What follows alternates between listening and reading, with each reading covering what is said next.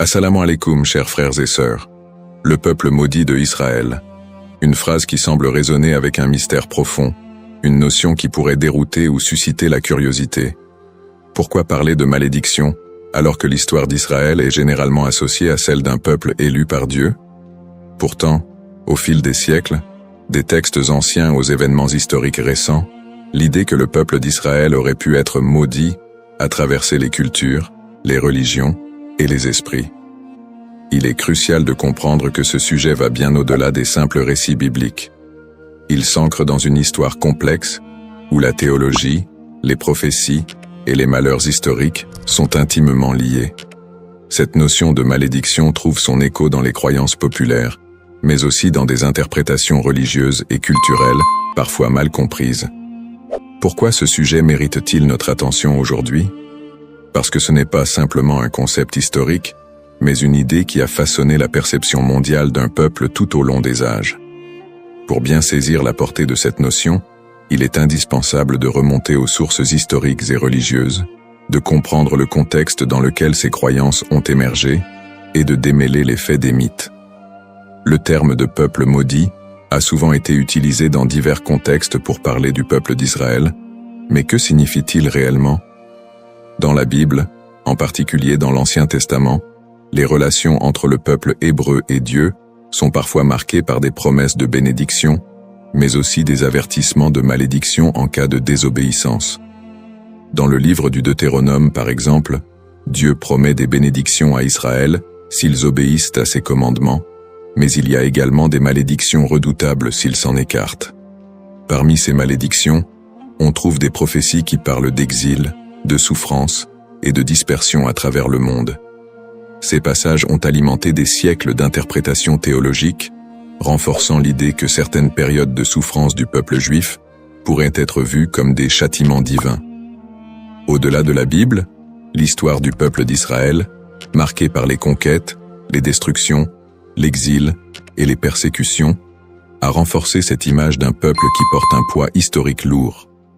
Depuis la destruction du premier et du second temple de Jérusalem, en passant par les diasporas forcées, jusqu'aux tragédies plus récentes comme la Shoah, beaucoup ont vu dans ces événements des échos de ces anciennes malédictions bibliques. Mais ces interprétations ne sont pas uniquement religieuses. Elles se sont parfois transformées en idéologie politique et sociale. La perception négative et les stéréotypes autour du peuple juif au cours de l'histoire ont souvent renforcé cette idée de malédiction, parfois utilisée pour justifier des discriminations et des persécutions. La notion de peuple maudit a ainsi été instrumentalisée à travers les siècles. Avant de commencer cette vidéo, n'oubliez pas de liker cette vidéo, car cela nous donne beaucoup de force pour continuer à partager du contenu bénéfique. Et je vous invite à vous abonner à notre chaîne et d'activer la cloche de notification pour rester informé de nos prochaines publications sur la foi islamique. Merci et bonne vidéo. L'objectif de cette vidéo est d'analyser et de comprendre cette idée complexe et souvent mal interprétée de peuple maudit. Quelles en sont les racines historiques, religieuses et sociales? Comment a-t-elle évolué au fil du temps et pourquoi est-elle encore parfois utilisée pour expliquer des événements tragiques dans l'histoire du peuple juif? Alors, restez avec moi jusqu'à la fin pour découvrir cela. Si vous avez des questions ou des commentaires en cours de route, n'hésitez pas à les laisser en bas. J'apprécie beaucoup vos retours. Allons-y. Au cours de cette vidéo, nous allons explorer les textes religieux qui évoquent cette malédiction, en particulier la Bible et d'autres écrits anciens. Revisiter les grandes étapes de l'histoire d'Israël, de l'époque biblique jusqu'à nos jours, pour comprendre comment ces événements ont pu renforcer cette idée dans les esprits. Discuter des interprétations théologiques de ces malédictions et comment elles ont été perçues par différentes religions et cultures à travers le monde. Démystifier cette notion en explorant les aspects symboliques et les récupérations idéologiques qui ont façonné cette image négative. Cette exploration vous permettra de comprendre les tenants et aboutissants de cette idée profondément enracinée dans l'histoire de l'humanité. Il est important de ne pas se laisser emporter par des idées simplistes, mais de creuser la profondeur de ce concept pour en dégager des vérités historiques et spirituelles. Origine d'Israël. L'histoire du peuple israélite débute avec les récits bibliques de la Genèse, où Dieu promet à Abraham, un patriarche hébreu, qu'il deviendra le père d'une grande nation. Cette promesse divine est le point de départ de la formation du peuple d'Israël. Selon la tradition, Abraham, Isaac, son fils, et Jacob, son petit-fils, sont les ancêtres directs de ce peuple, souvent appelés les patriarches. Jacob, après avoir lutté avec un ange, reçoit de Dieu un nouveau nom, Israël, et ses descendants sont appelés les Israélites. Le livre de l'Exode raconte l'histoire de la libération du peuple hébreu de l'esclavage en Égypte sous la direction de Moïse. C'est un moment fondamental dans l'histoire d'Israël, où Dieu scelle une alliance avec les Israélites au mont Sinaï. Dieu y remet les 10 commandements à Moïse, posant ainsi les bases des lois morales et religieuses qui guideront le peuple élu. Cette alliance est une promesse de protection divine en échange de l'obéissance aux lois de Dieu. À partir de là, Israël se constitue progressivement en nation, après la conquête de la terre promise sous Josué. Cette période est marquée par des hauts et des bas, alors que les Israélites tentent de rester fidèles à leur alliance avec Dieu. Toutefois, au fil des siècles, leur histoire est ponctuée d'infidélités religieuses, de guerres et de conquêtes par d'autres puissances, ce qui engendrera l'accomplissement de certaines prophéties de malédiction. Les prophéties et les malédictions. Dans l'Ancien Testament, en particulier dans le Deutéronome, Dieu fait à Israël des promesses de bénédiction conditionnelles à leur fidélité, mais également des avertissements de malédiction en cas de désobéissance. Le chapitre 28 du Deutéronome est l'un des textes clés qui évoquent les conséquences potentielles de l'infidélité. Dieu promet prospérité et paix si le peuple respecte ses commandements, mais des malédictions terribles en cas de rébellion. Les malédictions incluent des catastrophes naturelles, des défaites militaires, des maladies, et finalement, l'exil et la dispersion parmi les nations étrangères. Parmi les prophètes qui ont développé cette idée de malédiction, Ézéchiel et Jérémie sont 2 figures centrales. Ézéchiel, actif pendant l'exil babylonien, insiste sur le lien entre l'exil du peuple et leur transgression. Il prophétise que la destruction de Jérusalem et l'exil sont des punitions divines pour l'injustice sociale, l'idolâtrie et l'infidélité religieuse du peuple. Toutefois, il apporte aussi un message d'espoir. Après le châtiment, un retour et une restauration sont possibles si le peuple se repent.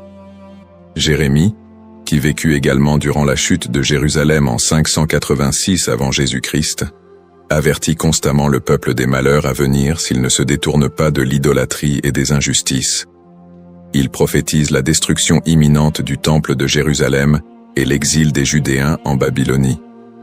Dans Jérémie 25, il annonce que cette période d'exil durera 70 ans, après quoi Dieu permettra leur retour. Ces prophéties sont souvent vues comme des annonces de malédiction qui pèsent sur Israël en raison de son infidélité à l'Alliance. Cependant, elles sont également porteuses d'un espoir de rédemption, promettant que si le peuple retourne à Dieu, il retrouvera sa place privilégiée. Une autre dimension importante des malédictions dans l'Ancien Testament concerne le temple de Jérusalem. La destruction du premier temple par les Babyloniens en 586 avant Jésus-Christ, puis la destruction du second temple par les Romains en 70 après Jésus-Christ, sont vus comme des châtiments pour la désobéissance du peuple. Ces événements ont renforcé l'idée d'un peuple souffrant sous le poids de la malédiction divine. Persécutions historiques. L'histoire du peuple d'Israël est marquée par une série de persécutions et d'exils, souvent perçues à travers le prisme des malédictions bibliques. Le premier grand exil, celui de Babylone, survient après la destruction du premier temple en 586 avant Jésus-Christ. Par la suite, les Babyloniens déportent une grande partie des habitants de Juda, ce qui marque le début d'une longue période de diaspora. Après un retour partiel en terre d'Israël et la reconstruction du temple, les siècles suivants ne sont pas exempts de nouvelles épreuves. La période hellénistique, marquée par les conquêtes d'Alexandre le Grand, puis la domination romaine, amène son lot de tensions religieuses et politiques. Le peuple juif subit de nouvelles persécutions, notamment sous l'occupation romaine. La destruction du Second Temple en 70 après Jésus-Christ par les Romains, sous l'empereur Titus, est un moment charnière dans l'histoire d'Israël. Cet événement marque le début de la grande diaspora, alors que le peuple juif est dispersé dans tout l'Empire romain et au-delà. La révolte de Bar Kokhba, en 135 après Jésus-Christ, aboutit à une nouvelle défaite et à un exil encore plus massif. À partir de ce moment, les Juifs deviennent un peuple sans terre, vivant en exil, souvent en minorité, et subissant de nombreuses discriminations et persécutions. Durant le Moyen-Âge, en Europe et dans le monde islamique, les Juifs font souvent l'objet de suspicions, de discriminations légales et parfois de pogroms violents. Les croisades, notamment, voient des massacres de communautés juives en Europe. Les expulsions des Juifs d'Espagne en 1492 et du Portugal en 1497 sont d'autres exemples de persécutions qui renforcent cette idée de malédiction. Dans ces périodes sombres, beaucoup d'historiens et de penseurs juifs eux-mêmes ont cherché à comprendre ces souffrances à travers les textes sacrés. Pour certains, ces malheurs étaient perçus comme la continuation des malédictions prononcées dans l'Ancien Testament. Pourtant, ces périodes de souffrance ne sont pas uniquement interprétées comme des châtiments divins, mais aussi comme des épreuves à travers lesquelles le peuple d'Israël serait purifié ou préparé à une rédemption future. Le 19e et le 20e siècle ne font qu'amplifier ces tragédies, avec l'émergence de l'antisémitisme moderne, culminant dans l'horreur de la Shoah, qui a vu l'extermination systématique de 6 millions de Juifs pendant la Seconde Guerre mondiale. Une telle catastrophe, d'une ampleur sans précédent, a profondément marqué l'identité juive et soulevé des questions sur le sens de cette souffrance historique. Conclusion du contexte historique. L'histoire du peuple d'Israël, tissée de moments de gloire, d'alliances divines, mais aussi de malédictions et de souffrances, reste une des plus complexes et des plus riches de l'humanité. Les prophéties bibliques de malédiction, les exils répétés, les destructions de lieux sacrés et les persécutions à travers les siècles ont façonné la perception du peuple juif, tant de leur propre point de vue que de celui des autres nations. Le concept de peuple maudit, les bases théologiques, l'idée de malédiction dans les textes religieux, en particulier dans la tradition judéo-chrétienne, est un concept riche et complexe. Les malédictions sont souvent prononcées par Dieu en réponse à l'infidélité ou à l'injustice du peuple. Dans la Bible, notamment dans le livre du Deutéronome, Dieu promet des bénédictions à Israël pour leur obéissance, mais aussi des malédictions en cas de désobéissance. Ces malédictions incluent des souffrances, des exils et d'autres calamités, illustrant le caractère conditionnel de l'alliance entre Dieu et son peuple. La distinction entre malédiction divine et humaine est essentielle. Les malédictions divines, souvent exprimées par des prophètes, sont vues comme des conséquences directes de l'action humaine contre les commandements divins. En revanche, les malédictions humaines peuvent découler de superstitions, de croyances populaires ou d'anathèmes lancés par des individus ou des groupes en réponse à des actes perçus comme immoraux. Cette différence met en lumière le rôle de la responsabilité humaine dans la réception de ces malédictions. Les prophètes, tels qu'Ézéchiel et Jérémie, jouent un rôle crucial dans la communication de ces malédictions.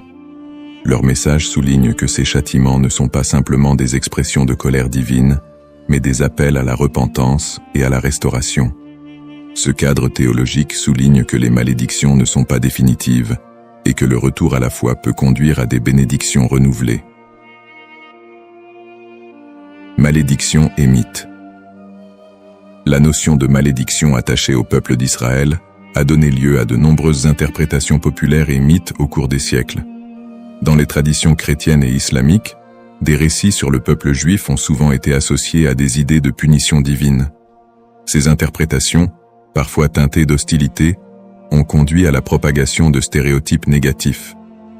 Historiquement, des récits de malédiction ont été utilisés pour justifier des persécutions contre les Juifs. Par exemple, l'idée que le peuple juif a été maudit en raison de la crucifixion de Jésus a été utilisée pour alimenter l'antisémitisme. Ces interprétations ont pris racine dans des contextes sociopolitiques où le peuple juif était perçu comme un bouc émissaire, lors de périodes de crise ou de bouleversements sociaux. La manière dont ces malédictions ont été comprises et transmises à travers les siècles a également façonné les perceptions collectives du peuple juif. Les récits de souffrance et de malédiction ont souvent été amalgamés dans la culture populaire, créant un imaginaire collectif qui persiste jusqu'à aujourd'hui. Cette dynamique entre malédiction et mythe a ainsi contribué à la stigmatisation du peuple juif à travers l'histoire. Analyse moderne. Dans le contexte moderne, le concept de peuple maudit a pris des formes variées et a été réinterprété sous différents angles. L'antisémitisme historique, qui a trouvé ses racines dans ces idées de malédiction, demeure une réalité dans de nombreuses sociétés. Les stéréotypes associés à la malédiction continuent d'alimenter des préjugés, parfois de manière insidieuse, dans le discours contemporain. Cependant, avec l'essor des mouvements de droit civique et des études critiques sur l'antisémitisme, il y a eu une tentative de déconstruire cette notion de malédiction. Des intellectuels et des théologiens contemporains cherchent à recontextualiser les récits bibliques en mettant en avant le message de rédemption et de justice qui les sous-tend. L'idée que les souffrances du peuple juif sont uniquement le résultat de la malédiction divine est de plus en plus contestée, au profit d'une approche qui valorise la résilience et l'identité culturelle du peuple juif. De plus, dans le cadre des dialogues interreligieux, il est crucial de dépasser les interprétations qui associent la souffrance à une malédiction éternelle. Les traditions religieuses sont de plus en plus appelées à collaborer pour combattre les préjugés et promouvoir la compréhension mutuelle. Dans ce contexte, le concept de malédiction est réévalué, non pas comme une fatalité, mais comme une occasion de réflexion sur les injustices sociales et historiques. En somme, le concept de peuple maudit est profondément ancré dans l'histoire religieuse et culturelle. Il invite à une réflexion sur la manière dont les textes sacrés et les croyances ont été interprétés à travers les âges, souvent avec des conséquences tragiques. L'exploration de ce thème permet non seulement de mieux comprendre les défis historiques du peuple juif, mais aussi de s'engager dans un dialogue constructif sur les identités et les histoires partagées dans le monde contemporain. La diaspora et les épreuves du peuple juif vit en diaspora. La diaspora juive, qui a débuté avec l'exil babylonien au VIe siècle avant J.C., a été marquée par une série de défis sans précédent. Une fois dispersé à travers le monde, le peuple juif a dû naviguer dans des environnements souvent hostiles. Les communautés juives ont fait face à des persécutions, à des migrations forcées et à la ghettoisation, qui ont toutes contribué à forger leur identité collective. Dans de nombreux pays, les Juifs étaient considérés comme des étrangers, souvent sujets à la méfiance et à la stigmatisation. Dans l'Europe médiévale, par exemple, ils étaient fréquemment accusés de diverses calamités, comme la peste noire, et ont été victimes de violences antisémites. Les Juifs étaient souvent contraints de vivre dans des quartiers séparés, appelés ghettos, où leur liberté était limitée. Cette ghettoisation a servi à isoler les communautés juives, créant un environnement d'exclusion qui a renforcé les stéréotypes négatifs. Les migrations forcées ont également eu un impact considérable sur la vie juive en diaspora. Des expulsions massives, comme celle des Juifs d'Espagne en 1492, ont conduit à une dispersion rapide vers des régions comme l'Empire ottoman, le nord de l'Afrique et plus tard les Amériques. Ces déplacements ont souvent été motivés par des conditions de vie insupportables et des menaces physiques, mais ils ont également permis aux Juifs de préserver et d'adapter leur culture dans de nouveaux contextes. Malgré ces défis, les communautés juives ont réussi à maintenir leurs traditions et à s'adapter aux réalités locales. Elles ont développé des réseaux de solidarité, créant des institutions éducatives et religieuses pour assurer la transmission de leur héritage culturel et spirituel. Cette résilience face à l'adversité est une caractéristique marquante de l'expérience juive en diaspora. Les pogroms et l'Holocauste.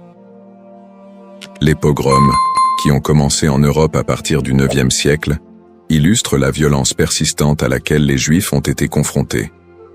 Ces émeutes violentes, souvent encouragées par des autorités locales, ont mené à des massacres, à des pillages et à des destructions de synagogues. Un des pogroms les plus connus est celui de Kitchinev en 1903, qui a entraîné la mort de dizaines de Juifs et laissé des centaines d'autres blessés. Le XXe siècle a vu la tragédie de l'Holocauste, un génocide qui a coûté la vie à 6 millions de Juifs pendant la Seconde Guerre mondiale. Les nazis ont systématiquement exterminé les Juifs européens, mettant en place des camps de concentration et d'extermination. Malgré ces persécutions violentes, de nombreuses histoires de survie émergent, mettant en lumière le courage et la détermination du peuple juif. Des groupes de résistance, des réseaux de sauvetage et des actes de bravoure individuels témoignent de la volonté de maintenir l'humanité et la dignité face à l'inhumanité. L'Holocauste a laissé une empreinte indélébile sur la mémoire collective juive. Les survivants ont dû reconstruire leur vie dans un monde souvent indifférent à leur souffrance. Cette tragédie a également catalysé des mouvements politiques qui ont conduit à la création de l'État d'Israël en 1948, un point tournant dans l'histoire juive moderne. Lutte pour l'identité et la terre promise. Les épreuves subies par le peuple juif en diaspora ont profondément influencé son identité collective. Face à l'adversité, une identité juive résiliente a émergé, mêlant traditions séculaires, pratiques religieuses et un sentiment d'appartenance à une histoire commune. Cette lutte pour la survie a également renforcé un lien indéfectible avec la terre d'Israël, considérée comme la terre promise dans la tradition juive. Ce lien a été ravivé tout au long de l'histoire, notamment lors des mouvements sionistes du XIXe et du XXe siècle, qui ont cherché à établir un foyer national juif en Palestine. Pour de nombreux juifs, la terre d'Israël représente non seulement un lieu géographique, mais également un symbole de liberté, d'identité et d'unité. Les événements tragiques de l'histoire juive, comme l'Holocauste, ont également renforcé l'urgence de cette quête, suscitant un mouvement pour un retour à la terre d'Israël. En somme, l'expérience de la diaspora a été marquée par des défis extrêmes, mais aussi par une résilience remarquable. Les persécutions, les pogroms et l'Holocauste ont non seulement laissé des cicatrices, mais ont également façonné une identité juive forte, ancrée dans une histoire partagée et un attachement profond à la terre d'Israël. Ce processus de formation de l'identité juive, en réponse aux épreuves, continue de jouer un rôle crucial dans la vie des Juifs du monde entier aujourd'hui. Le retour en Israël et l'État moderne, sionisme et création de l'État d'Israël. Le mouvement sioniste, qui a émergé à la fin du XIXe siècle, constitue un tournant majeur dans l'histoire juive moderne. À cette époque, les Juifs d'Europe étaient confrontés à une montée de l'antisémitisme et à des conditions de vie précaires, notamment en Russie et en Europe de l'Est. Ces difficultés ont suscité un besoin pressant d'un foyer national.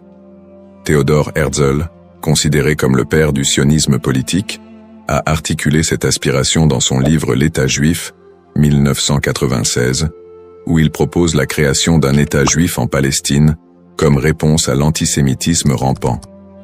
Le sionisme a pris plusieurs formes, allant du sionisme politique de Herzl à des visions plus socialistes et culturelles, comme celles de figures comme David Ben-Gourion et Ahad Ha'am. Le premier congrès sioniste a eu lieu à Bâle en 1897, où les participants ont décidé de promouvoir l'établissement d'un foyer national juif en Palestine par des moyens diplomatiques et légaux. À la suite de la déclaration Balfour de 1917, dans laquelle le gouvernement britannique a exprimé son soutien à l'établissement d'un foyer national juif en Palestine, le mouvement sioniste a gagné en légitimité. Cependant, la réalité sur le terrain était complexe. La Palestine était alors habitée par une majorité arabe qui a vu l'immigration juive comme une menace pour ses droits et ses terres. Cette situation a semé les graines des conflits futurs. Après la Seconde Guerre mondiale et l'Holocauste, qui a décimé la population juive d'Europe, le besoin d'un refuge sécurisé a été accentué. En 1947, l'Assemblée générale des Nations unies a voté pour diviser la Palestine en deux États, un juif et un arabe. Les leaders juifs ont accepté le plan, mais les dirigeants arabes l'ont rejeté. Le 14 mai 1948, David Ben-Gourion a proclamé l'indépendance de l'État d'Israël, ce qui a entraîné la première guerre israélo-arabe.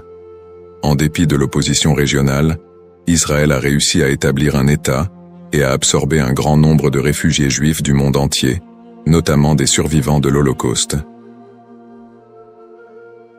Conflit moderne.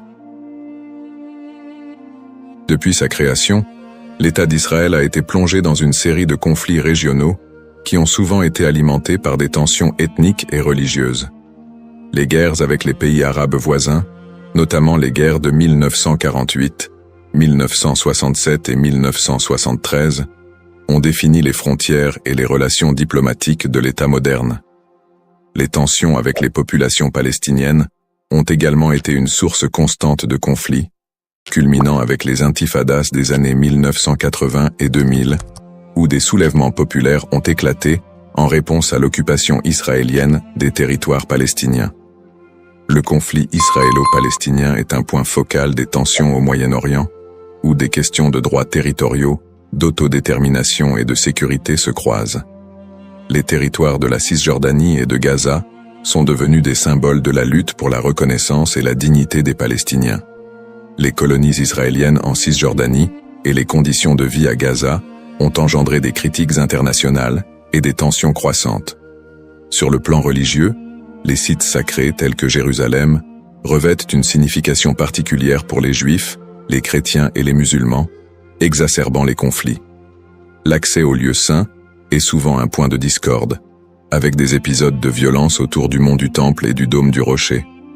Peut-on encore parler d'un peuple maudit aujourd'hui? La question de savoir si l'on peut encore parler d'un peuple maudit aujourd'hui mérite d'être examinée sous différents angles.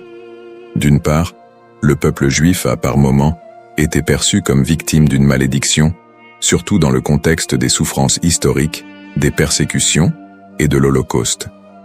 Cette perception s'est parfois traduite par des stéréotypes négatifs et un antisémitisme durable qui persistent encore dans certaines sociétés contemporaines.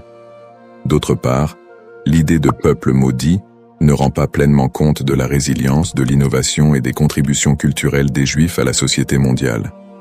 Après des siècles de persécution, les Juifs ont réussi à établir un État souverain, à revitaliser leur culture et à jouer un rôle significatif dans divers domaines tels que la science, l'art et la politique. Cette renaissance culturelle et nationale contredit l'idée d'une malédiction éternelle. Aujourd'hui, beaucoup de Juifs se définissent non pas par leurs souffrances passées, mais par leur identité culturelle et leur engagement envers des valeurs de justice, de paix et de coexistence. L'État d'Israël, bien qu'encore confronté à des défis internes et externes, est un symbole de survie et de détermination pour de nombreux Juifs dans le monde. Ainsi, plutôt que de voir le peuple juif à travers le prisme d'une malédiction, il est plus approprié de reconnaître la complexité de son histoire, marquée par des luttes et des triomphes, et d'appréhender la diaspora juive comme une histoire d'espoir, de résilience et de quête d'identité. Dans cette exploration du thème du peuple maudit d'Israël, nous avons retracé l'histoire complexe des Juifs, de leurs origines dans l'Antiquité à leur établissement moderne en tant qu'État souverain. Nous avons examiné le contexte historique et religieux, en soulignant les épreuves de la diaspora, les persécutions et les tragédies comme les pogroms et l'Holocauste. En analysant le concept de malédiction, nous avons également vu comment il a été utilisé pour justifier des stéréotypes et des violences à l'encontre des Juifs au fil des siècles. Nous avons ensuite discuté du mouvement sioniste qui a mené à la création de l'État d'Israël en 1948, ainsi que des conflits régionaux qui en ont découlé, notamment avec les populations palestiniennes. Ces tensions, alimentées par des enjeux historiques, ethniques et religieux, continuent de façonner la réalité actuelle du pays. En réfléchissant à l'évolution du terme « maudit », il est crucial de reconnaître qu'il a souvent été employé de manière péjorative pour désigner le peuple juif et justifier des injustices. Cependant, au fil du temps, cette notion a été déconstruite. De nos jours, parler de peuple maudit ne rend plus compte de la diversité et de la résilience des communautés juives. Au contraire, il est essentiel de voir le peuple juif comme porteur d'une riche culture, d'une identité dynamique et d'une volonté indéfectible de vivre et de prospérer, malgré les défis historiques. Pour conclure, j'invite chacun d'entre vous à approfondir ce sujet fascinant et complexe. Prenez le temps d'explorer les multiples facettes de l'histoire juive, d'écouter des voix variées et de réévaluer vos propres perceptions sur le peuple juif et son héritage. En favorisant la compréhension et l'empathie, nous pouvons tous contribuer à un dialogue constructif qui transcende les stéréotypes et promeut la paix et la coexistence. Le parcours historique du peuple juif est une leçon pour tous sur la résilience, l'identité et la quête de justice. Assalamu alaikum wa rahmatullahi wa barakatuh, chers frères et sœurs. Bienvenue sur notre chaîne, Parole d'Allah. Aujourd'hui, nous plongeons dans l'un des moments les plus spirituels de l'année, le mois de Ramadan. Ce mois béni, où les portes du paradis s'ouvrent et celles de l'enfer se ferment, est un moment de purification de l'âme et de rapprochement avec notre Créateur.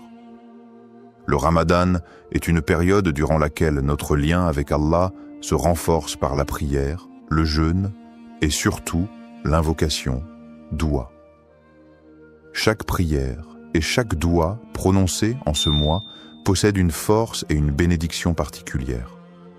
Dans cette vidéo, nous allons explorer un doua spécifique, puissant et significatif que vous pouvez réciter pendant ce mois sacré. Nous verrons comment cette invocation peut transformer nos vies et nous rapprocher davantage de la miséricorde d'Allah. Avant de commencer cette vidéo, n'oubliez pas de liker cette vidéo, car cela nous donne beaucoup de force pour continuer à partager du contenu bénéfique. Et je vous invite à vous abonner à notre chaîne et d'activer la cloche de notification pour rester informé de nos prochaines publications sur la foi islamique.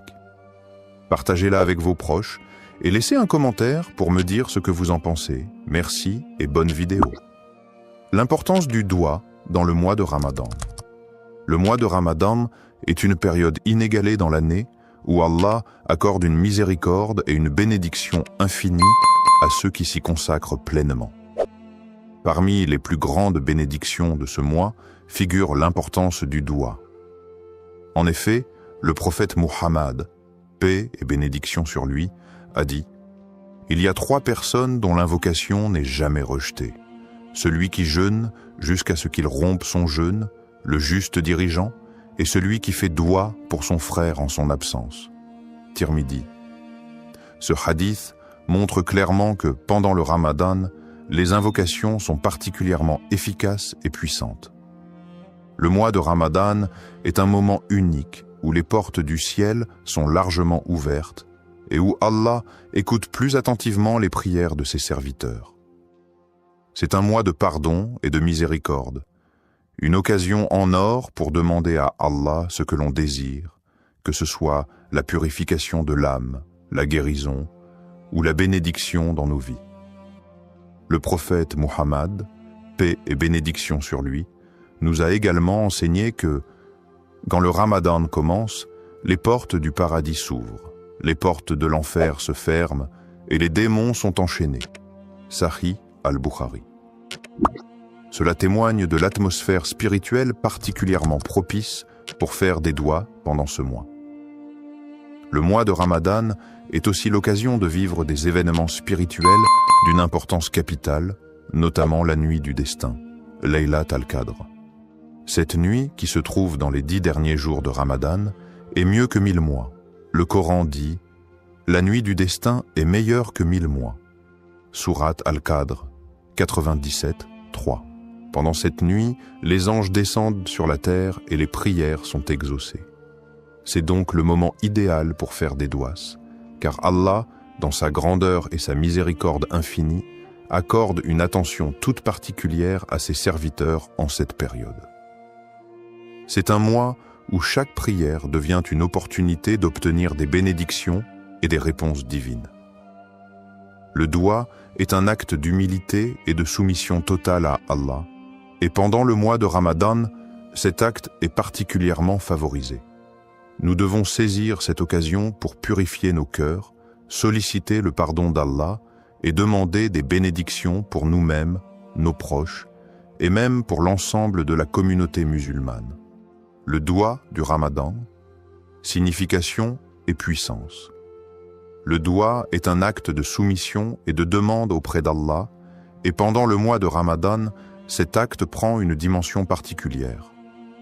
Le mois de Ramadan est une période de purification spirituelle où chaque prière et chaque invocation est une occasion d'obtenir la miséricorde divine.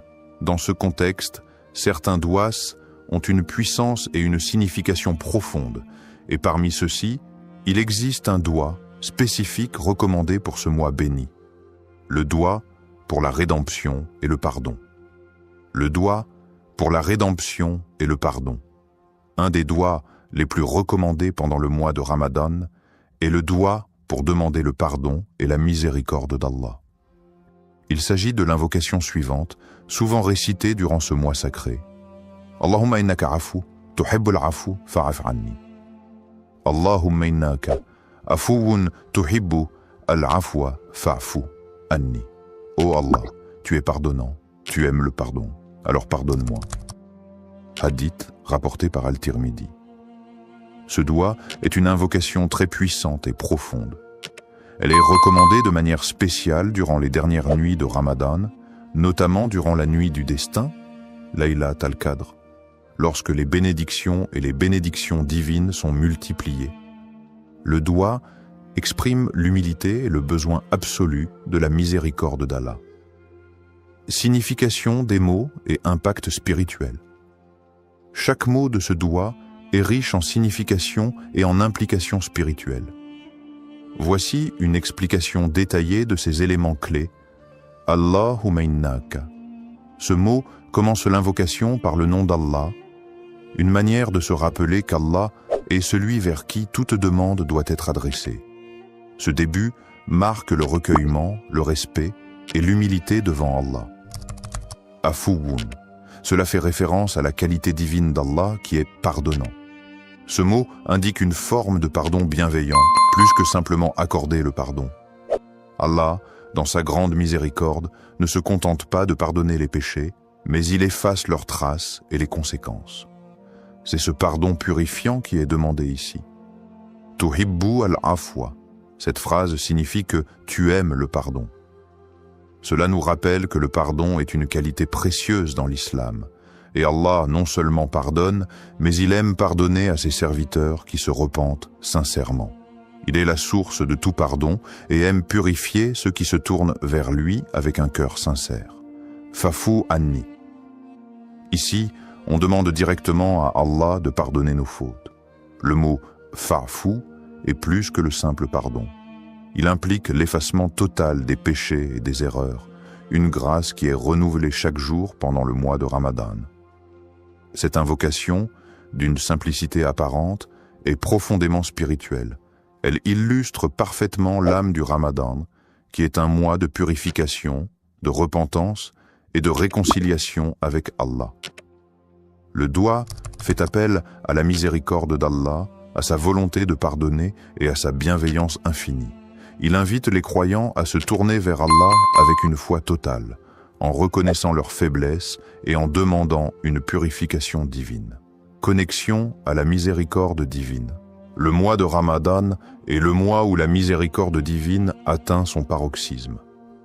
En demandant pardon, le croyant ne fait pas qu'accepter la rédemption de ses péchés, mais aussi il s'engage dans un processus de purification de l'âme. Allah nous enseigne dans le Coran que sa miséricorde couvre toutes choses, et cette miséricorde est particulièrement active pendant le mois de Ramadan.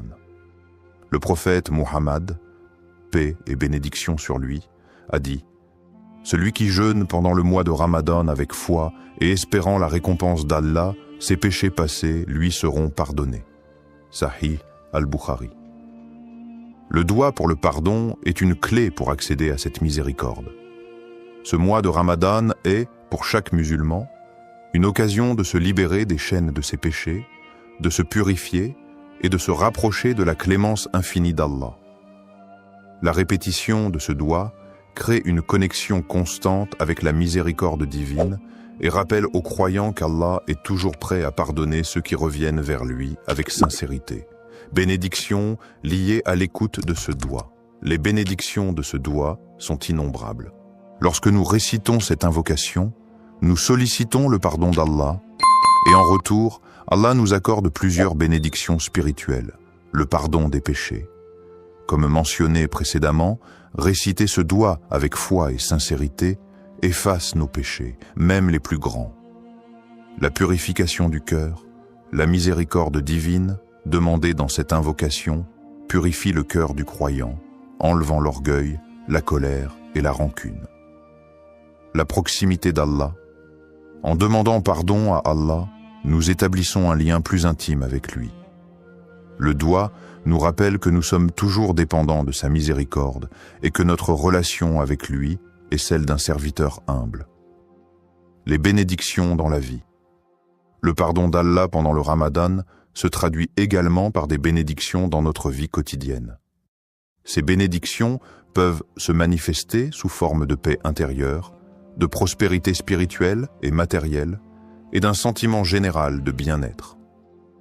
En conclusion, le doigt du Ramadan est une clé spirituelle puissante qui ouvre les portes de la miséricorde d'Allah et nous permet de vivre ce mois sacré dans une pureté renouvelée. En le récitant sincèrement, nous espérons être touchés par la miséricorde divine et bénéficier de toutes les bénédictions qu'Allah réserve à ceux qui cherchent son pardon. Histoire inspirante. Un doigt écouté pendant Ramadan. Il y a quelques années, un frère musulman nommé Ahmed vivait un moment difficile dans sa vie. Il avait perdu son emploi, sa situation financière était instable et il ressentait une profonde inquiétude quant à son avenir. Chaque jour, il se battait contre la peur et le doute, se demandant s'il serait capable de subvenir à ses besoins et à ceux de sa famille. En ce mois de Ramadan, il décida de se tourner pleinement vers Allah, espérant que ce mois sacré, porteur de bénédictions, serait l'occasion pour lui de trouver une réponse divine. Ahmed avait toujours été un croyant fidèle, mais dans ces moments de détresse, sa foi était mise à l'épreuve. Il se souvint des paroles du prophète Muhammad, paix et bénédiction sur lui. Il n'y a rien de plus noble que de faire appel à Allah avec une invocation sincère, et Allah répondra, mais selon ce qui est meilleur pour vous. Sahih Muslim. Conscient de la miséricorde infinie d'Allah, il se dit qu'il devait faire confiance à Allah, peu importe l'issue de sa situation. Durant les nuits du Ramadan, Ahmed s'isola dans sa chambre après la prière de Tarawih, un moment calme où il pouvait se concentrer pleinement sur son invocation. Avec une profonde humilité et sincérité, il leva les mains vers Allah et récita ce doigt.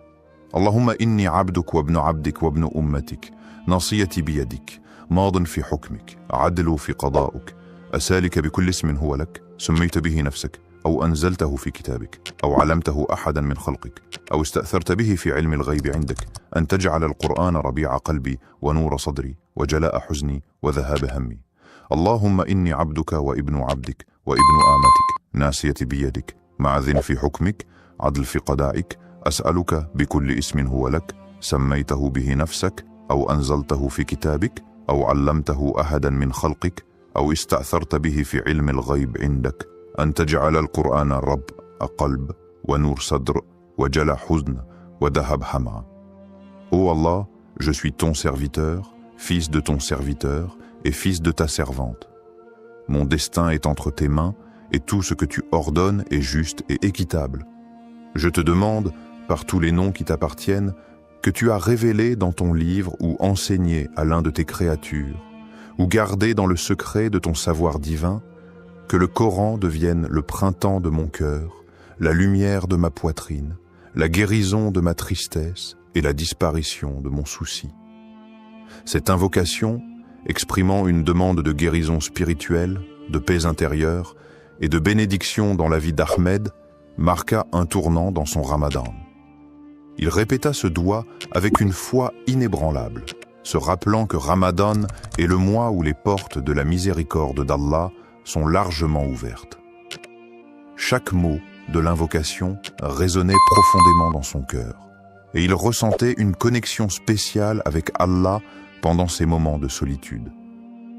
Les jours passaient, et bien que la situation extérieure d'Ahmed ne changeait pas immédiatement, il ressentait une paix intérieure qu'il n'avait pas connue depuis longtemps. Il continuait à faire des douas, mais ce sentiment de tranquillité le guidait dans ses prières et ses supplications. Un soir, après une prière de Taraouih particulièrement émotive, il reçut un appel inattendu. C'était un ancien collègue qui lui proposait une opportunité de travail, une offre bien plus avantageuse que celle qu'il avait perdue.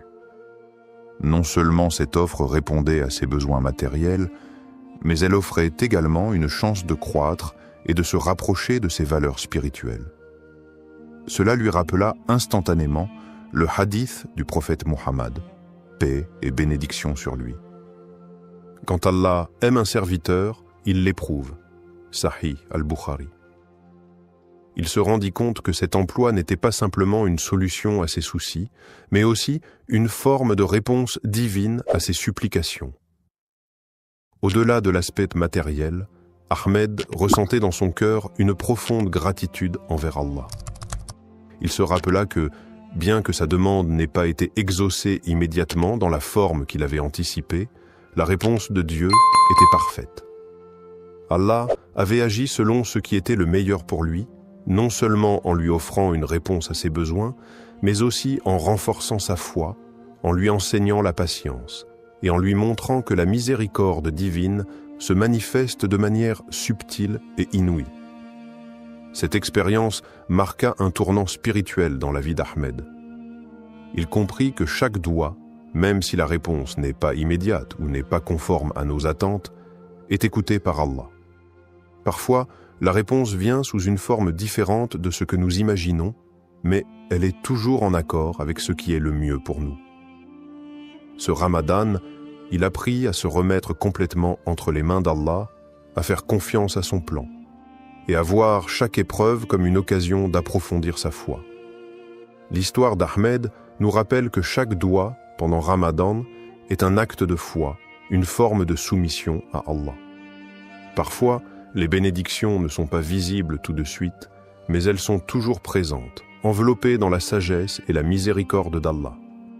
Les conditions du doua acceptées, ce qu'Allah attend de nous dans le mois béni de Ramadan et tout au long de l'année, les invocations, douas, sont une occasion précieuse pour les croyants de se rapprocher d'Allah et de solliciter ses bénédictions.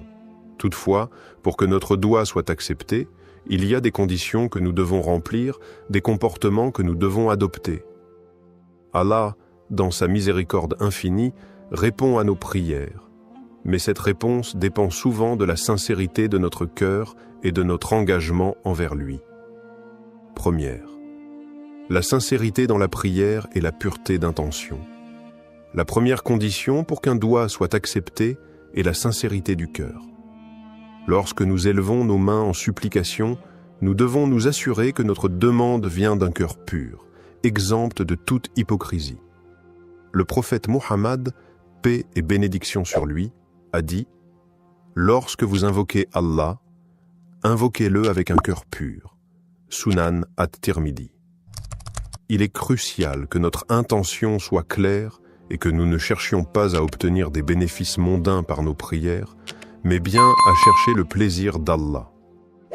Cette sincérité dans la prière renforce notre relation avec Allah, car c'est un acte d'adoration qui doit être fait uniquement pour lui. 2. Le rôle du tawakkul, la confiance en Allah, et la persévérance dans les invocations. Une autre condition essentielle pour que nos doua soient acceptés est le tawakkul, c'est-à-dire la confiance totale en Allah après avoir fait tous les efforts nécessaires. Il est important de se rappeler que, même si nous faisons des supplications, cela ne signifie pas que la réponse viendra instantanément ou selon nos attentes. Le tawakkul nous enseigne que nous devons faire confiance à la sagesse divine d'Allah, sachant qu'il sait ce qui est le mieux pour nous, même lorsque nous ne comprenons pas immédiatement le sens de sa réponse.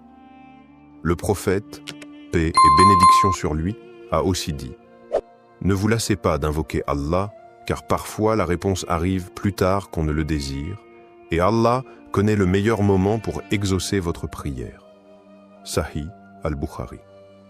La persévérance dans les invocations est donc essentielle. Ne pas perdre espoir dans les moments de difficulté est une marque de foi profonde. troisième, l'humilité, l'adoration et la patience dans la réponse de Dieu. L'humilité est également un élément crucial pour l'acceptation de notre dua. En élevant nos mains vers Allah, nous devons nous rappeler que nous sommes de simples serviteurs devant le Créateur, pleins de faiblesses et de manques. C'est avec humilité que nous demandons à Allah de répondre à nos besoins. L'adoration sincère d'Allah et le fait de se soumettre pleinement à sa volonté sont des moyens pour que nos invocations soient exaucées. De plus, il faut être patient face à la réponse d'Allah, qu'elle soit immédiate ou non. Parfois, la réponse divine peut ne pas arriver dans la forme que nous attendions, ou elle peut être retardée pour des raisons que nous ne comprenons pas. Le prophète Muhammad, paix et bénédiction sur lui, nous enseigne que la patience dans l'attente de la réponse d'Allah fait partie intégrante du processus. Allah nous dit dans le Coran, « Et ton Seigneur dit, invoquez-moi, je vous répondrai. » Sourate Ghafir 40-60. Mais cette réponse peut arriver de manière différente, sous forme de bénédiction, de protection ou de tests qui renforcent notre foi. En conclusion, pour qu'un doua soit accepté, nous devons répondre à ces conditions essentielles, la sincérité de l'intention, la confiance totale en Allah, tawakkul, la persévérance dans les invocations, l'humilité dans notre supplication et la patience face à la réponse de Dieu. En agissant selon ces principes, nous cultivons une relation spirituelle profonde avec notre Créateur, et nos doigts sont davantage susceptibles d'être exaucés. Mais au-delà de l'exaucement immédiat, nous devons toujours garder à l'esprit que chaque réponse d'Allah est parfaite et qu'elle vient dans le meilleur des moments et selon sa sagesse infinie. Le doua comme moyen de purification spirituelle. Le mois de Ramadan n'est pas seulement une période de jeûne et d'abstinence, mais également un moment sacré de purification spirituelle. C'est une occasion unique pour les croyants de se rapprocher d'Allah, de purifier leur âme et de renforcer leur foi. Parmi les moyens les plus puissants pour accomplir cette purification, il y a le doua ou l'invocation. Le doua pendant Ramadan ne sert pas seulement à demander de l'aide ou des bénédictions, mais il joue un rôle essentiel dans le processus de purification du cœur et de l'âme. Premier, le doua comme outil de purification du cœur. Lorsqu'un croyant fait un doua, il se tourne vers Allah avec sincérité et humilité, cherchant sa miséricorde et son pardon. Cet acte d'invocation permet de purifier le cœur en le débarrassant de tout orgueil, de tout mal et de toute négativité. Le prophète Muhammad, paix et bénédiction sur lui, a dit « Il n'y a rien de plus purifiant pour le cœur que de se rappeler d'Allah. » Sahih Muslim. Ainsi, chaque doua est une occasion de purifier son cœur en se souvenant constamment de la grandeur et de la miséricorde d'Allah. Le doua permet également de renforcer la relation intime avec Allah. En invoquant Allah, on reconnaît sa dépendance totale envers lui, ce qui éveille un sentiment profond de soumission et de gratitude.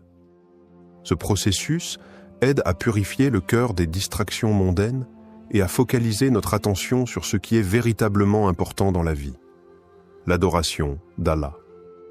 2. L'aspect de repentance et d'auto-amélioration pendant le Ramadan. Le mois de Ramadan est le mois de la purification spirituelle par excellence. C'est un moment où les portes du pardon sont largement ouvertes et où chaque croyant a l'opportunité de se purifier par la repentance, tauba, et de demander pardon à Allah pour ses péchés passés. Le doua joue un rôle clé dans ce processus de repentance. En demandant pardon avec sincérité, le croyant se purifie de ses fautes et rétablit une connexion plus forte avec Allah. Le prophète Muhammad, paix et bénédiction sur lui, a dit « Quiconque demande pardon pendant le Ramadan, Allah lui pardonne. » Sunan al-Tirmidhi.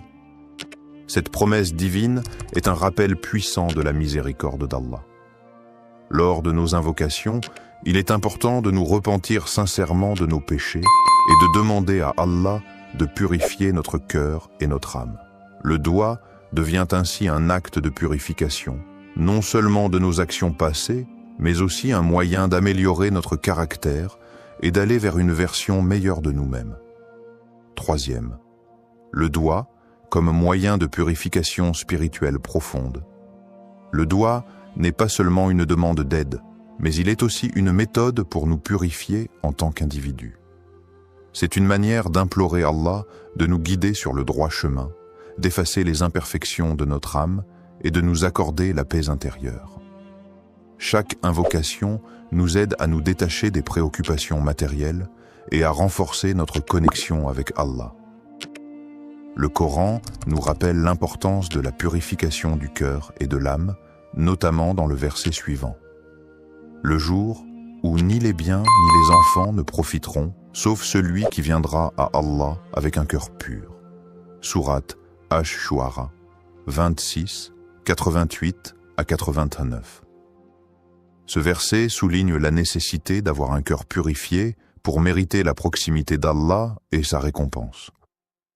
C'est dans le doua que le croyant trouve un moyen puissant de purifier son âme et de se préparer pour l'au-delà.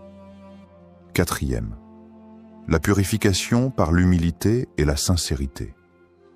Un autre aspect du doua pendant Ramadan est l'humilité qu'il induit. En levant les mains vers Allah et en lui demandant ce dont nous avons besoin, nous reconnaissons notre faiblesse et notre dépendance totale envers lui.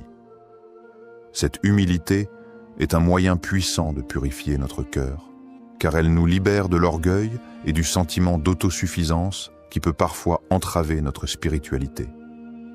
Le prophète, paix et bénédiction sur lui, a dit « Celui qui est humble pour Allah, Allah l'élèvera. » Sahih Muslim. En étant sincères et humbles dans notre invocation, nous permettons à Allah de purifier notre cœur et de nous élever spirituellement. Le doigt devient ainsi une forme d'adoration en soi, un acte de soumission à Allah qui nettoie l'âme et éveille une conscience spirituelle plus profonde. C'est à travers cette pratique régulière que nous pouvons espérer purifier nos intentions, notre cœur, et nous rapprocher davantage de notre Créateur.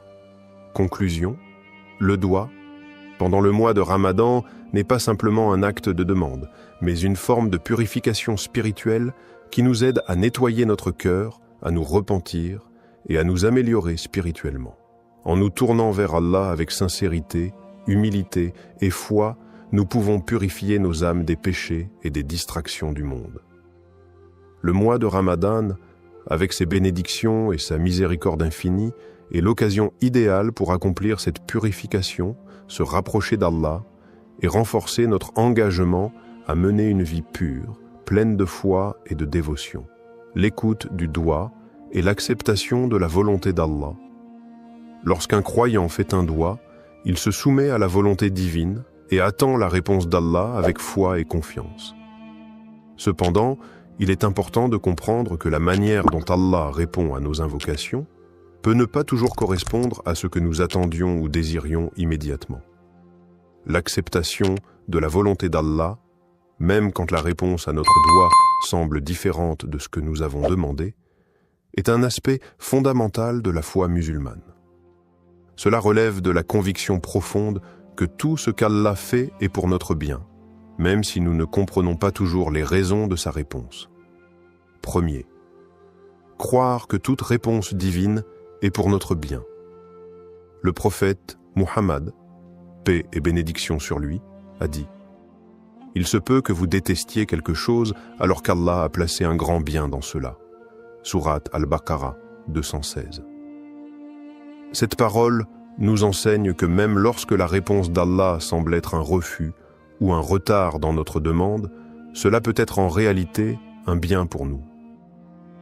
Allah, dans sa sagesse infinie, connaît ce qui est meilleur pour nous, et parfois ce que nous demandons ne correspond pas à ce que nous avons réellement besoin. Il est aussi essentiel de comprendre que la réponse d'Allah peut se manifester de différentes manières, soit par l'exaucement direct de notre demande, soit par un retard dans la réponse pour tester notre patience et notre foi, ou encore en nous épargnant un mal que nous ne voyons pas. Le prophète Muhammad, paix et bénédiction sur lui, a dit aucun de vos souhaits n'est perdu, il y a toujours une réponse, soit immédiate, soit différée, soit le mal est éloigné de vous. Cette acceptation de la volonté divine est ce qui nous permet de maintenir une relation de confiance et de soumission envers notre Créateur. Deuxième, l'adab du doigt, faire une invocation avec la bonne manière. Il est essentiel d'adopter la bonne manière, adab, lorsqu'on fait un doigt. Cela inclut plusieurs aspects. Faire preuve de sincérité, se tourner vers Allah avec humilité et respecter les moments propices pour invoquer, tels que les heures de la nuit, le vendredi ou pendant le mois de Ramadan. Le prophète, paix et bénédiction sur lui, a recommandé de commencer chaque doigt par des louanges pour Allah et des prières sur le prophète, puis de présenter notre demande avec dévouement et foi. La patience est également une partie essentielle de l'adab du doigt. Ne pas être pressé de recevoir une réponse immédiate et accepter que la réponse d'Allah arrive au moment qu'il a jugé bon est une forme de respect envers la sagesse divine. Il est aussi important de ne pas abandonner la prière, même si la réponse semble tarder. Le prophète, paix et bénédiction sur lui, a dit « L'invocation d'un croyant est toujours exaucée, tant qu'il ne se lasse pas et ne dit pas « J'ai prié, mais je n'ai pas eu de réponse ». Sahih Muslim. Troisième, la patience et la gratitude envers Allah. L'un des principes les plus profonds lorsqu'il s'agit d'écouter et d'accepter le doigt, c'est de développer la patience, sabre. Lorsque la réponse d'Allah tarde ou diffère de ce que nous attendions, il est crucial de faire preuve de patience et de ne pas perdre espoir. La patience, en attendant la réponse d'Allah, est une forme d'adoration en soi, et c'est par cette patience que nous prouvons notre foi et notre soumission totale à sa volonté. La gratitude, shukr, envers Allah, que la réponse soit positive ou différente de ce que nous espérions, est également essentielle. Remercier Allah pour toutes les bénédictions, même celles que nous ne comprenons pas immédiatement, nous aide à renforcer notre foi et à accepter la réponse divine avec un cœur apaisé. Le Coran nous rappelle « Et lorsque ton Seigneur t'a proclamé, appelez-moi, je vous répondrai. » Sourate Ghafir 40-60. Même si la réponse semble différer, cette promesse est un gage de l'écoute constante d'Allah et la patience dans l'attente devient une source de purification spirituelle. Conclusion. Le doigt est un moyen puissant de se rapprocher d'Allah, mais il exige également une profonde acceptation de la volonté divine. Croire que chaque réponse d'Allah, qu'elle soit immédiate ou non, et pour notre bien, est fondamentale dans notre pratique. L'adab du doigt et l'importance de la patience et de la gratitude envers Allah nous aident à renforcer notre relation avec lui et à accepter sa sagesse infinie dans nos vies. Dans tout ce que nous demandons, il est crucial de nous rappeler qu'Allah nous accorde ce que nous désirons ou non, sa sagesse et sa miséricorde sont infiniment plus grandes que nos souhaits et nos attentes. Comment intégrer ce doigt dans ta vie quotidienne pendant Ramadan? Le mois de Ramadan est un moment privilégié pour se rapprocher d'Allah, purifier son âme et renforcer sa foi. L'intégration du doigt dans notre routine quotidienne pendant ce mois sacré peut transformer notre expérience spirituelle. Voici quelques conseils pratiques pour faire de ce doigt une partie intégrante de ta vie de croyant tout au long de Ramadan. Premier, répétez le doigt pendant les prières obligatoires, salat. Les prières quotidiennes, salat, sont l'occasion idéale pour inclure ce doigt dans ton rituel spirituel. Après chaque prière obligatoire, prends un moment pour réciter le doigt en le répétant avec sincérité. Cela te permettra de renforcer ta connexion avec Allah à travers une prière structurée, tout en ayant l'opportunité de méditer sur chaque mot du doigt. Le mois de Ramadan, avec ses moments de tranquillité et de concentration spirituelle, est une période où tes prières peuvent être plus profondes et plus significatives. Ne limite pas ce doigt à des moments précis. Chaque salat est une occasion de répéter cet appel à la miséricorde divine. Plus tu répètes le doua avec dévotion, plus tu t'imprègnes de ses significations profondes. 2. Intégrer le doua dans tes moments de recueillement. Outre les prières obligatoires, les moments de recueillement tels que le tahajjud, prière de la nuit, le duha, prière du matin, ou même la période du fajr, avant l'aube, sont des occasions parfaites pour formuler ce doua. Pendant ces moments de tranquillité, où l'esprit est plus apaisé, tu peux te concentrer pleinement sur les paroles que tu prononces et les émotions qu'elles suscitent. Ces moments de solitude avec Allah permettent de formuler des invocations sincères et réfléchies. Pendant Ramadan, profite de ces instants pour faire du doua une pratique régulière et utilise chaque prière pour renforcer ton lien avec Allah. Le doua pendant le tahajjud, en particulier, est une supplication qui est souvent exaucée, car ce moment est un des plus propices pour obtenir la miséricorde divine. 3. Méditer sur les significations profondes du doua. Il est important de ne pas simplement réciter le doua mécaniquement, mais de méditer sur les mots et leurs significations. Lorsque tu récites ce doua, prends le temps de réfléchir sur chaque phrase. Quel impact spirituel a chaque mot? Comment cela résonne-t-il avec ta situation personnelle, tes luttes, tes espoirs et tes désirs spirituels? Par exemple, en méditant sur les mots de demande de pardon et de miséricorde, tu peux comprendre combien ces qualités d'Allah sont immenses et comment elles affectent ta vie quotidienne. Chaque phrase de ce doua peut être une opportunité d'introspection. L'important est de ne pas se contenter de la répétition, mais de vivre chaque mot avec une intention claire, ouverte à la guidance d'Allah. 4. Utilisez des moments de transition dans la journée pour répéter le doua. Au-delà des prières formelles, utilise les moments de transition de ta journée pour intégrer ce doua. Cela peut être pendant le temps que tu passes à la maison entre les prières, ou même lorsque tu fais des tâches quotidiennes. Par exemple, pendant que tu prépares le repas pour le suhour ou l'iftar, profite de ces instants pour répéter ce doua dans ton cœur. Ces petites invocations pendant les activités quotidiennes peuvent renforcer ta présence spirituelle et te rappeler la bénédiction du mois de Ramadan. 5. Implique la famille et les proches dans l'invocation. Ramadan est aussi un mois de partage et de renouveau spirituel en famille et en communauté. Encourage ta famille, tes amis ou tes proches à faire le doua ensemble. Lorsque vous êtes réunis pour l'iftar ou pour une prière en groupe, intégrez le doua dans ce moment collectif. Cela peut renforcer l'effet spirituel du doua, non seulement pour toi, mais aussi pour ceux qui t'entourent. Conclusion. Le mois de Ramadan offre une occasion en or pour renforcer notre relation avec Allah, et intégrer ce doua dans ta routine quotidienne est une manière puissante de vivre pleinement ce mois sacré. Que ce soit pendant les prières formelles, les moments de recueillement personnel, ou même dans les petites actions de la vie quotidienne, chaque instant est une opportunité de se rapprocher d'Allah. En méditant sur les significations du doua et en l'intégrant à toutes les facettes de ta vie, tu t'ouvres à la miséricorde d'Allah et tu renforces ta foi, faisant de ce mois un moment véritablement transformateur. Conclusion et appel à l'action. Le mois de Ramadan est une opportunité unique de se rapprocher d'Allah, de purifier notre cœur et de renforcer notre foi.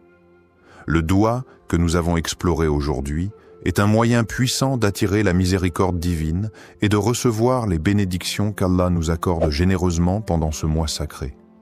Je t'encourage à inclure ce doua dans ta vie quotidienne pendant Ramadan, à le réciter avec sincérité et concentration, et à méditer sur ses significations profondes. Fais de ce doua une partie intégrante de tes prières et de tes moments de recueillement. Que ce mois sacré soit une occasion de purification et de renouvellement spirituel. Si cette vidéo t'a inspiré, partage-la avec tes proches, ta famille et tes amis. Invite-les à intégrer ce doua dans leur vie aussi, pour que nous puissions tous bénéficier de la miséricorde infinie d'Allah. N'oublie pas que, même lorsque nous ne voyons pas immédiatement les résultats, Allah est toujours proche de nous et sa réponse est toujours pour notre bien. Pendant ce mois béni, confie-toi à Allah, persévère dans tes invocations et sois assuré que sa miséricorde englobe tout. Que cette période de Ramadan soit remplie de lumière, de paix et de bénédiction pour toi et tes proches.